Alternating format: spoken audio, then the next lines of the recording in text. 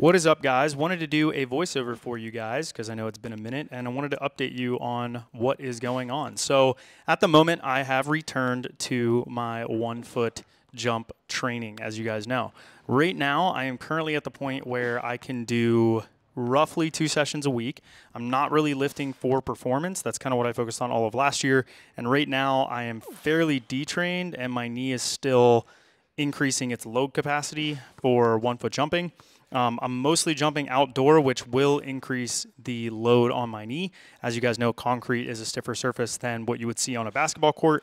And so as a result, I am getting higher tendon load on that surface. Now, the shoes I'm wearing, they are the Jordan 36s. They're fairly worn, but they are relatively soft. And so that is kind of how I'm balancing that. I've had fairly good sessions on outdoor courts with these shoes.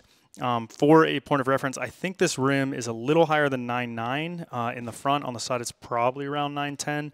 Reason being is typically with one step, I can dunk on 9.7 with two 9.8.5 to 9.9. Depending, I think I do get one here, which you guys may have seen earlier on where I made it off 2 steps. I started with 1, then went to 2 steps. Now I'm at 3 steps.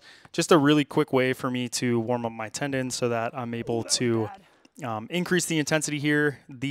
I would consider these a very specific strength exercise. And what I mean by that is that I'm able to repeat it relatively quickly with minimum rest, and I'm able to get really good adaptation to the relevant jumping musculature, right? We're talking about that left leg, my calf, my hamstring, my hip, my knee, all the tendons relevant for that.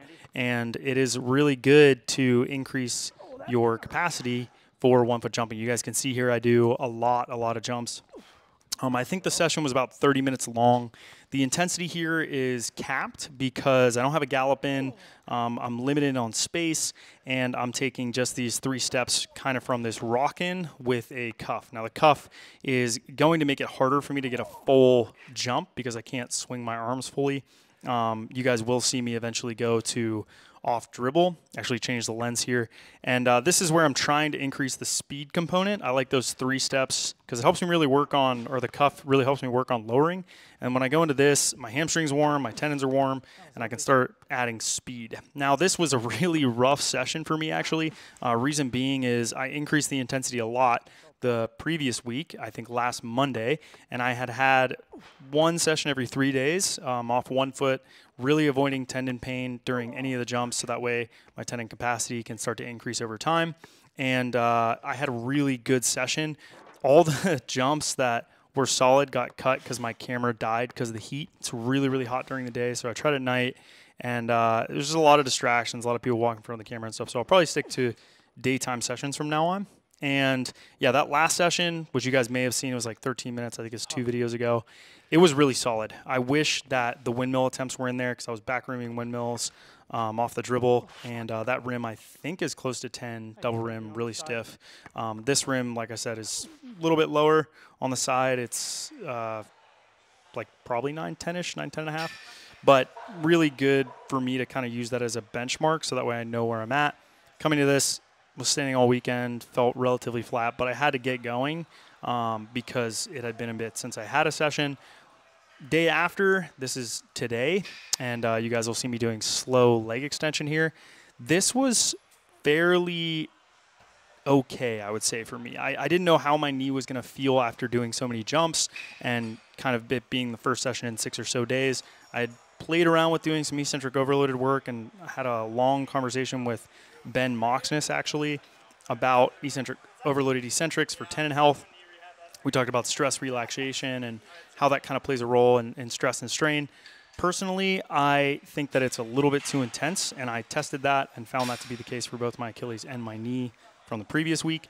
I did heavy, slow resistance training in the form of leg extensions, though, the following week, and I had really good outcomes from that. So I decided to go back to those heavy, slow resistance training exercises, which you guys can see here. That is the leg extension that you see me doing. And I had, again, really a good outcome from this session. I started with isos, went relatively heavy. For me, that's about 55 to 60 pounds on this leg extension machine.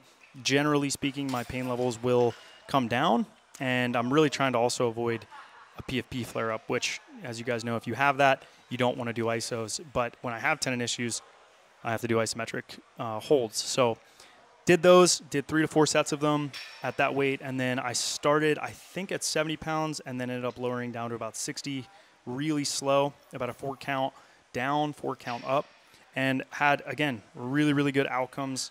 Right now, I'm probably about, as I'm recording this, about 2 hours removed or an hour and a half removed from that session, and I can already tell that I'm going to be feeling really, really good tomorrow. Just the way that my knee's not really in a lot of discomfort right now.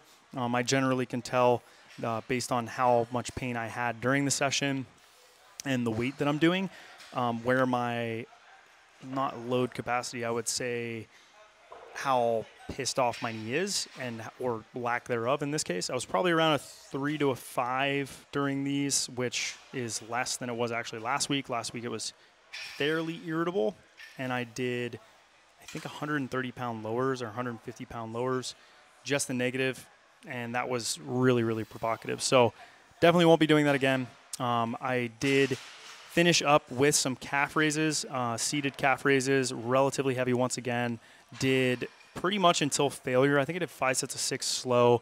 I found with my Achilles that I like to get a really, really good burn in my soleus or gastroc. Specifically when I have Achilles issues, it's usually my soleus that I can load to load the tendon appropriately to get really good responses. And so yeah, I did this, did 4 sets of 6 or 5 sets of 6, like I said, waited until that muscle belly was really, really burning on my calf.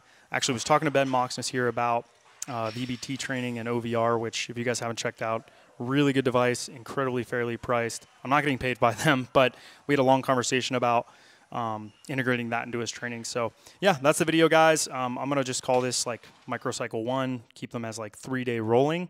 And hopefully I'll just kind of put these together every couple of days for you guys. Thanks for watching, and I will see you guys on Thursday or Friday.